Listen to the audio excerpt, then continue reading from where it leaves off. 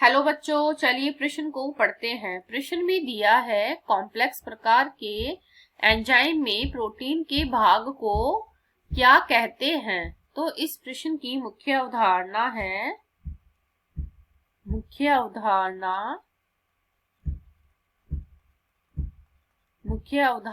है जैव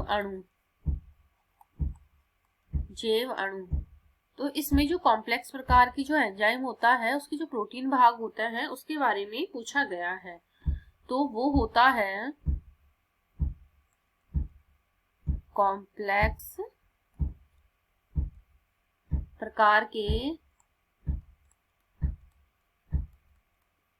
प्रकार के एंजाइम में जो प्रोटीन भाग होता है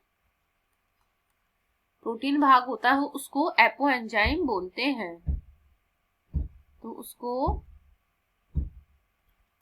एपो एंजाइम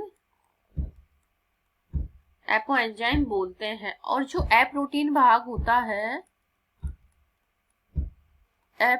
भाग उसको कोफैक्टर या सहकारक बोलते हैं। सहकारक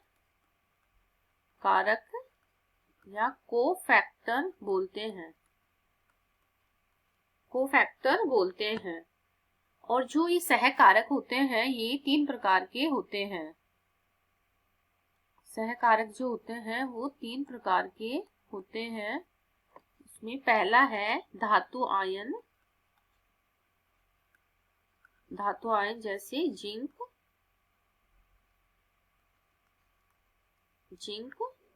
दूसरा है प्रोस्थेटिक समूह।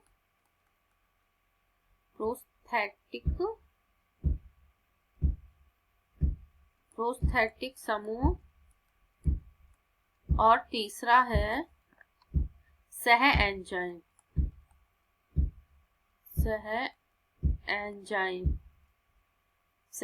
जैसे कि NADP जो होता है या NAD, ये दोनों मिलकर विटामिन जो नियासिन होता है उनसे जुड़े रहते हैं। और प्रोस्थेटिक समूह जो होता है इसमें कार्बनिक यौगिक आते हैं। तो हमारे प्रश्न में जो कॉम्प्लेक्स प्रकार के एंजाइम होते हैं उसका जो प्रोटीन भाग है उसको क्या कहते हैं वो पूछा गया था। तो वो है एपो एंजाइम। आशा करती हूँ आपको इस प्रश्न का हल समझ में आया होगा। धन्यवाद।